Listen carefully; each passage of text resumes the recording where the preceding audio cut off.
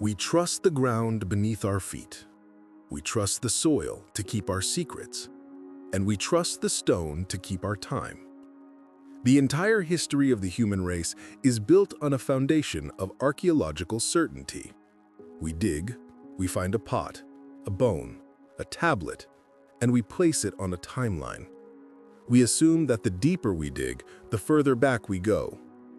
We assume that history is a book, and the pages are turned one by one, a logical progression from the simple to the complex. But what if the book isn't being written? What if it is being overwritten? There is a terrifying hypothesis rising from the fringes of unauthorized archaeology, a theory that threatens to shatter our understanding of time itself. It suggests that the reason we cannot solve the mysteries of our past, the reason the pyramids, the impossibly precise walls of Peru, and the sudden rise of Sumer do not make sense, is not because we are missing the pieces. It is because the puzzle itself keeps changing. What if Earth is a palimpsest? In ancient times, a palimpsest was a manuscript page, scraped clean of its text so that a new story could be written over the old one. But sometimes the scraping wasn't perfect. Sometimes the chemical residue of the old ink would bleed through the parchment years later. The ghost of a deleted history would appear in the middle of a new sentence, creating a dissonance, a contradiction. Archaeology is beginning to find these ghosts. We are finding layers that shouldn't exist. We are finding technologies that violate the laws of causality. We are finding that our reality is not a solid linear construct, but a temporary draft, written over the ruins of 1,000 previous drafts. And the most frightening realization is this: the ink on our page is starting to fade, and the old text is coming back. Mainstream archaeology operates on a simple rule: context is everything. If you find a bronze chisel in a Bronze Age layer, it belongs there. It validates the timeline. But for 2 centuries, excavators have been quietly finding objects that break this rule. They call them intrusive artifacts. They find iron tools in coal seams formed 300 million years ago. They find complex masonry cut with machine-like precision in layers that date to the Paleolithic era of hunter-gatherers. They find cities where the architectural styles of 3 distinct, contradictory epochs are not layered one on top of another over centuries, but are fused together in the same foundation, as if they occurred simultaneously. Usually, these findings are thrown into the trash bins of museum basements. They are labeled as mistakes, contaminations, or elaborate hoaxes. Because to accept them is to accept that the timeline is broken. But if you stop ignoring the data, a pattern emerges. It is not a random scattering of errors, it is a consistent global phenomenon. It looks like a digital glitch in a video game where 2 textures load in the same space. These are not mistakes. These are the bleed-throughs. They are the remnants of a previous version of Earth that was supposedly erased but refused to stay dead. The first crack in the official narrative appeared recently, in 2024, during a classified restoration project in southern Turkey, not far from the famous site of Göbekli Tepe. Archaeologists uncovered a temple complex that had been buried by a landslide for millennia. At first, it seemed normal. But as they cleared the debris from the central chamber, the team realized they were looking at an architectural impossibility. The walls were constructed in 3 distinct styles, fused into a single structure. The base layer was crude, rough-hewn limestone, characteristic of the primitive hunter-gatherers of 9000 BC. Fused directly on top of this, not separated by soil or time, but physically locked into the molecular structure of the rock, was a layer of andesite. This stone was polished to a mirror finish, with polygonal interlocking joints identical to the advanced masonry found in Peru, a technology we associate with the mysterious high-tech civilization. And carved into this polished stone were symbols and bas-reliefs that are stylistically identical to the Byzantine era, the Middle Ages. Any historian will tell you this is impossible. These styles are separated by thousands of years and thousands of miles. But then came the carbon dating. The organic mortar used to bind these impossible layers was tested in 3 different labs in Zurich, Tokyo, and Boston. The results were uniform. The entire wall, the crude stone, the high-tech polygonals, and the medieval carvings was built at the exact same time. The date returned was 14,000 years ago. How can a wall contain the future styles of a medieval empire, the lost technology of the Atlantean era, and the primitive work of cavemen, all frozen in a single moment in the deep past? The report was suppressed. It was too strange to publish. It defied the laws of physics. But the implication is haunting. It looks as if the builders had access to a library of architectural styles from across time and used them all at once.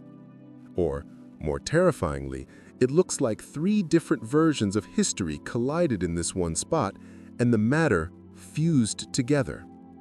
This was our first glimpse of the Palimpsest Earth. To understand the Turkey incident, we must abandon the idea of linear time. We must listen to a new group of independent researchers who propose a theory called archaeological instability. The theory posits that the Earth does not store history linearly.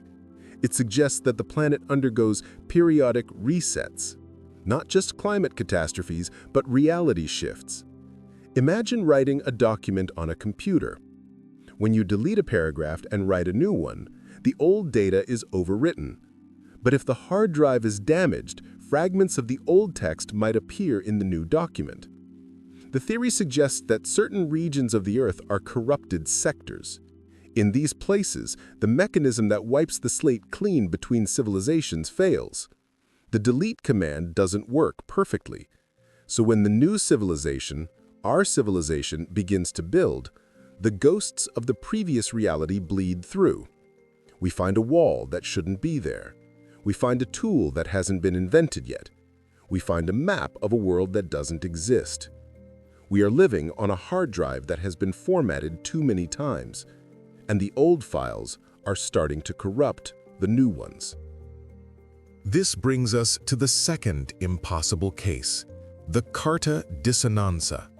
Found deep within the uncatalogued archives of a library in Naples, researchers discovered a navigational chart dating back to the 17th century. At first glance, it looked like any other map from the age of sail, but a detailed analysis revealed anomalies that terrified the cartographers.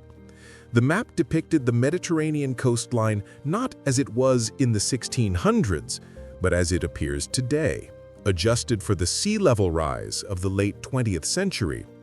It showed islands that do not exist on modern maps, islands that are mentioned only in the deepest, most obscure Greek myths as the homes of gods. It marked the locations of cities and ruins that no expedition has ever found.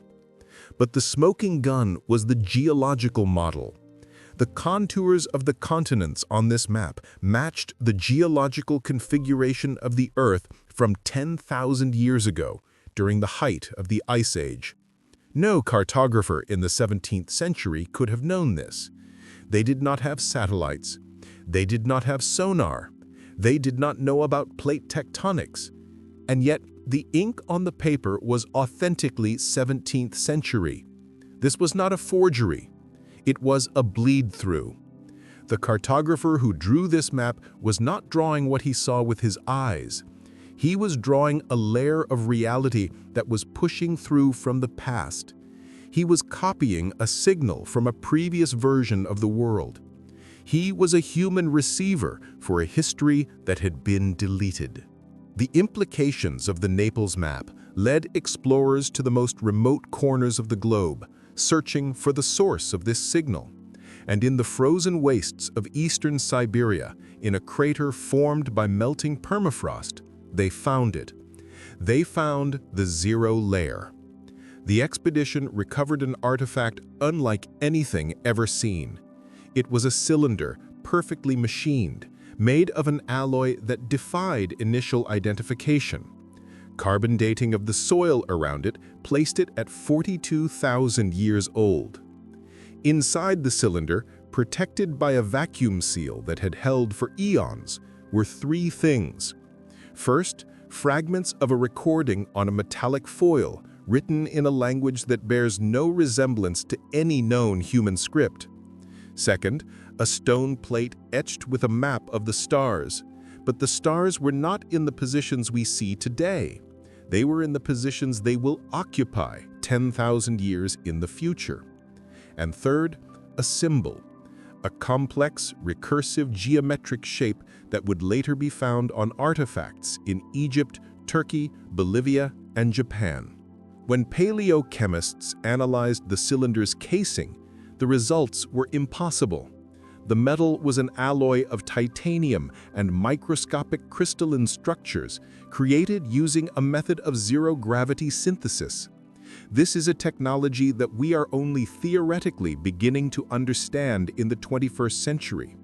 And yet, here it was, buried in the Pleistocene mud, older than the cave paintings of Lascaux. This object did not belong to the past. It did not belong to the present. It belonged to a timeline that was erased. It belonged to a civilization that reached the stars before humanity had invented the wheel. And they left this cylinder behind not as a monument, but as a backup drive, a seed of information planted in the cold earth, waiting for the next version of the world to find it. This discovery led to the formulation of the autocorrection theory. Archaeologists began to whisper a hypothesis so radical it could end their careers. They proposed that the history of Earth is a self-regulating system. It periodically resets. It wipes the surface clean of civilizations that grow too large or too dangerous or simply run their course. It uses ice. It uses fire. It uses water to scrub the physical evidence away, but it cannot destroy everything. Some artifacts are too durable. Some materials are too advanced, so they survive the formatting process. They slip through the cracks between the versions of reality. They become the ghosts, the anomalies, the out-of-place artifacts that haunt our museums. We are not the first version of society. We are likely not the second or the third. We are simply the current interface running on an ancient machine. And every time we find an artifact that doesn't fit, we are seeing a glitch in the matrix of history. We are seeing the code of the previous operating system showing through the graphical user interface of our world. But recently, the glitches have started to get worse. In 2025, a phenomenon began to occur in the storage vaults of major museums around the world. Curators noticed changes in artifacts that had been stable for decades. A stone tablet in the British Museum, blank for 50 years, began to develop faint glowing etchings on its surface. Cracks appeared on ancient statues in the Louvre, cracks that followed the exact coastlines of continents that haven't existed for millions of years. Chemical analysis of bronze figurines in Cairo showed that their molecular structure was changing, reverting to isotopic ratios that do not match the current atmosphere of Earth. It was as if the objects were remembering their true origin. It was as if the old layer was trying to overwrite the new one. Scientists have remained silent. There is no press release, there is no explanation. But one archaeologist, speaking on condition of anonymity, whispered a phrase that chills the blood. He said, "It looks like we are approaching another refresh. The system is becoming unstable. The layers are merging." If the archaeological sources are the foundation of our history, what do we do when the foundation begins to move? What do we do when the evidence of our past transforms into the evidence of a different past? We are standing on a palimpsest.